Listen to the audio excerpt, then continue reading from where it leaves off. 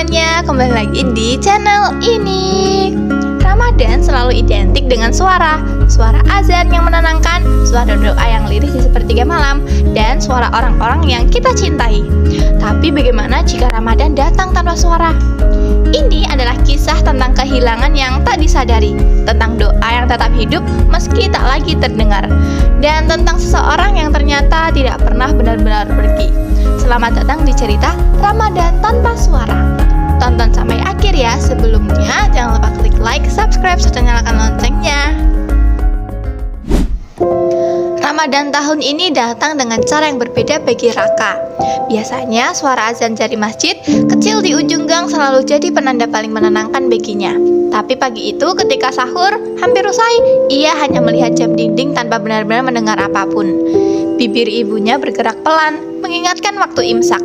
Namun suara itu terasa jauh, seperti terendam air. Sejak kecelakaan 2 bulan lalu, pendengarannya memang belum sepenuhnya pulih. Dokter bilang itu hanya sementara. Tapi bagi Raka, Ramadan tanpa suara seperti kehilangan separuh makna. Tak ada gema tarawih, tak ada lantunan tadarus yang biasa mengalun dari pengeras suara.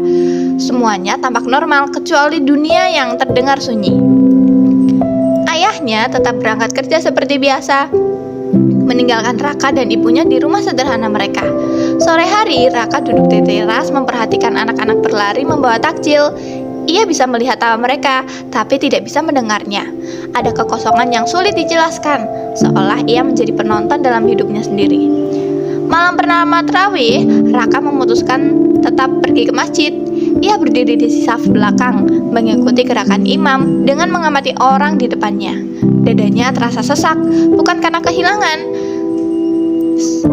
tapi karena ia merasa terputus dari sesuatu yang dulu begitu dekat. Ia menunduk lebih lama dan saat sujud, berharap menemukan ketenangan di sana. Ketika ia membuka mata, lampu masjid sempat berkedip pelan. Raka mengira itu hanya gangguan listrik biasa. Namun, entah kenapa ada perasaan aneh yang menyelusup di hatinya. Seperti ada sesuatu yang hilang bukan hanya dari telinganya, tapi dari Ramadan tahun ini. Sesuatu yang belum ia sadari sepenuhnya. Hari-hari berikutnya berjalan pelan. Raka mulai terbiasa membaca gerak bibir dan memperhatikan ekspresi orang lain untuk memahami maksud mereka. Ia mengangguk lebih sering dari biasanya, berharap jawabannya tidak salah. Ibunya terlihat berusaha tampak tegar, meski tatapannya kadang terlalu lama berhenti di wajah Raka, seolah ingin memastikan sesuatu. Sore itu, Raka membantu penata piring untuk berbuka. Ia memperhatikan jam dinding yang jarumnya terus bergerak, menunggu momen yang biasanya ditandai dengan dentuman beduk dan azan maghrib. Ketika waktu berbuka tiba, ibunya tersenyum dan menyentuh lengannya pelan. Raka tahu itu tandanya sudah masuk waktu maghrib. Ia meneguk air dengan hati-hati, mencoba menerima kenyataan bahwa ia tak lagi mendengar penanda itu. Namun malamnya, sesuatu terasa berbeda. Saat ia berbaring di kamar, Raka merasa seperti ada getaran halus yang merambat di dadanya. Bukan suara, tapi seperti gema yang tak bisa dijelaskan. Ia duduk menahan nafas, mencoba merasakan lagi. Kosong, hanya sunyi yang setia menemaninya. Di masjid keesokan harinya, Raka kembali berdiri di saf belakang. Ia memperhatikan imam mengangkat tangan, lalu semua jamaah mengikuti. Gerakan itu terasa lebih lambat dari biasanya, atau mungkin hanya perasaannya saja. Lampu di langit-langit kembali berkedip sebentar, lebih lama dari malam pertama kemarin. Beberapa jamaah menoleh ke atas, tapi Raka menangkap hal lain. Seorang pria tua di sudut masjid yang terus menatapnya.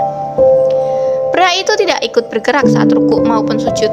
Ia hanya berdiri diam, matanya tertuju pada Raka. Saat Raka berkedip, pria itu sudah tak ada. Raka mengira penglihatannya yang salah. Tapi sejak malam itu, ia mulai merasa Ramadan ini bukan sekedar tentang kehilangan suaranya. Ada sesuatu yang mencoba menarik perhatiannya di tengah kesunyian yang semakin terasa tidak biasa. Sejak melihat pria tua itu, Raka mulai memperhatikan sudut masjid setiap kali tarawih, tempat di dekat tiang sebelah kiri, sedikit terpisah dari jamaah lain. Anehnya, hampir Setiap malam, sudut itu tampak kosong sebelum saat dimulai. Namun saat rakaat kedua atau ketiga, bayangan seseorang seperti berdiri di sana. Ketika Raka mencoba memastikan, sosok itu kembali menghilang.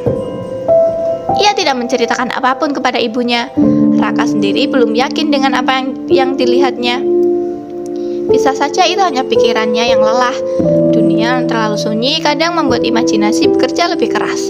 Tapi rasa merinding di tengkuknya terlalu nyata untuk diabaikan. Suatu malam, setelah tarawih usai, Raka tidak langsung pulang. Ia duduk sendiri di saf belakang, menunggu masjid lebih sepi. Lampu kembali berkedip lebih lama dari biasanya, membuat bayangan di lantai tampak bergerak. Di antara bayangan itu, Raka melihat siluet seseorang berdiri di tempat saf yang kosong tadi. Ia bangkit perlahan dan melangkah mendekat. Setiap langkah terasa berat, seperti menembus angin. Ketika jarak tinggal beberapa meter, siluet itu perlahan menoleh. Wajahnya samar, tapi tatapannya terasa begitu dalam. Bukan menakutkan, justru seperti menyimpan sesuatu yang ingin disampaikan.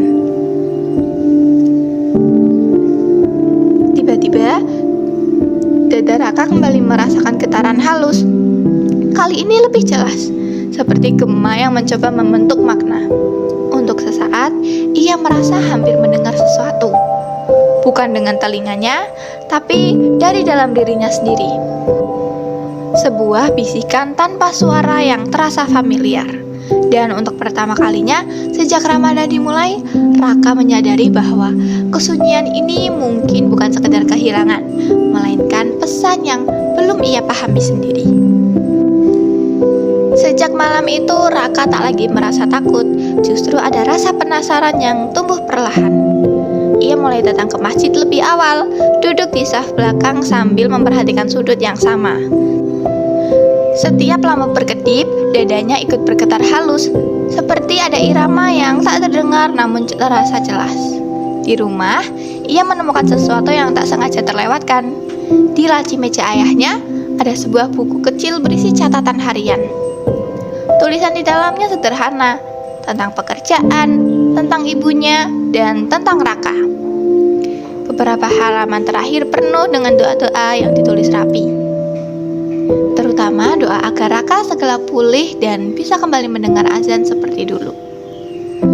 Raka terdiam lama di kamar. Ia mengingat kecelakaan kecil itu. Motor yang tergelincir saat hujan, tubuhnya yang terbentur aspal, dan ayahnya yang panik membawanya ke rumah sakit. Ayahnya selalu menyalahkan diri sendiri karena membiarkannya membawa motor saat jalan licin. Tapi Raka tahu, itu murni keteledorannya sendiri. Malam itu di masjid, siluet pria tua kembali muncul. Kali ini lebih jelas. Raka melangkah mendekat tanpa ragu. Sosok itu berdiri tepat di saf yang kosong. Wajahnya samar, namun gerakannya lembut. Ia mengangkat tangan seperti seseorang yang sedang berdoa. Dada Raka kembali bergetar, lebih kuat dari sebelumnya. Dalam getaran itu, ada perasaan yang tiba-tiba memujah rindu. Rindu yang tak pernah ia sadari sebelumnya. Ia teringat satu hal yang selama ini dihindarinya. Sejak kecelakaan, ayahnya jarang terlihat di rumah saat malam. Selalu ada alasan lembur, dan tiba-tiba sebuah pertanyaan muncul di benaknya. Mengapa sudut saf itu selalu kosong sebelum sholat dimulai? Pertanyaan itu terus mengganggu pikiran Raka. Ia mencoba mengingat kembali beberapa malam terakhir. Setiap tarawih dimulai, sudut saf itu memang kosong. Namun, di tengah rakaat, siluet pria itu selalu muncul, berdiri tegak seperti jamaah yang tak pernah terlambat. Dan setiap kali lampu berkedip, dadanya ikut bergetar, seperti ada hubungan yang tak kasat mata. Suatu sore, Raka memberanikan diri bertanya pada ibunya lewat tulisan di ponsel. "Ayah lembur terus," kata Raka. Ibunya terdiam cukup lama sebelum mengangguk. Ada sesuatu di matanya yang berbeda, bukan sekedar lelah, tapi seperti menyimpan kesedihan yang belum selesai. Raka ingin bertanya lebih jauh, tapi jarinya terasa kaku. Malam itu Raka datang lebih awal ke masjid. Ia berdiri tepat di sudut saf yang selama ini ia perhatikan. Tempat itu terasa dingin, berbeda dari rantai di sekitarnya. Ketika azan berkumandang, yang hanya bisa ia lihat dari gerakan jamaah, ia menutup mata, mencoba merasakan getaran yang biasa datang. Dan itu terjadi lagi, lebih kuat, lebih jelas. Dalam sunyi itu, Raka seperti melihat potongan ingatan yang bukan miliknya. Sebuah jalan basah oleh hujan, lampu kendaraan yang menyilaukan, tubuh seseorang yang terbaring tak bergerak. Wajah itu samar, namun ada sesuatu yang sangat ia kenali. Saat ia membuka mata, saf di depannya sudah terisi jamaah, tapi sudut tempat ia berdiri terasa semakin sesak. Di antara bayangan yang jatuh di lantai, siluet pria itu berdiri tepat di hadapannya. Kali ini, wajahnya tidak lagi samar, dan Raka akhirnya menyadari tatapan itu sama persis dengan tatapan ayahnya. Jantung Raka berdegup kencang. Wajah pria tua itu kini jelas, bukan asing, bukan bayangan. Itu ayahnya. Tatapan yang sama saat mengajarinya mengendarai motor, senyum tipis yang selalu menenangkan. Sosok itu tidak menakutkan, ia hanya berdiri, lalu perlahan mengangkat tangan seperti biasa memulai takbir. Ingatan yang selama ini kabur, tiba-tiba menyatu. Malam kecelakaan itu bukan hanya tentang dirinya yang terjatuh. Ayahnya datang menyusul karena khawatir, dan di jalan yang sama, hujan deras membuat segalanya tak terkendali. Raka selamat dengan gangguan pendengaran sementara, tapi ayahnya tidak pernah benar-benar pulang sejak malam itu. Lembur hanyalah cara ibunya untuk melindungi hatinya yang belum siap menerima kenyataan. Raka yang masih dalam masa pemulihan tidak pernah diberitahu sepenuhnya. Kesedihan itu ditunda, ditutup rapat demi membuatnya fokus sembuh. Dan dalam diam dunianya, tanpa suara, kebenaran itu tersembunyi rapi. Air mata Raka jatuh tanpa ia sadari. Di tengah tarawih yang terus berjalan, ia berdiri kaku di saf itu. Getaran di dadanya kembali terasa, namun kali ini bukan misterius, melainkan hangat. Seperti pelukan yang tak terlihat, seperti doa yang tak pernah berhenti meski suara telah hilang. Lampu masjid berkedip sekali lagi, lalu stabil.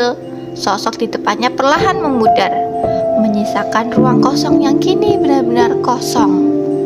Raka menunduk dalam sujud yang lebih lama dari biasanya.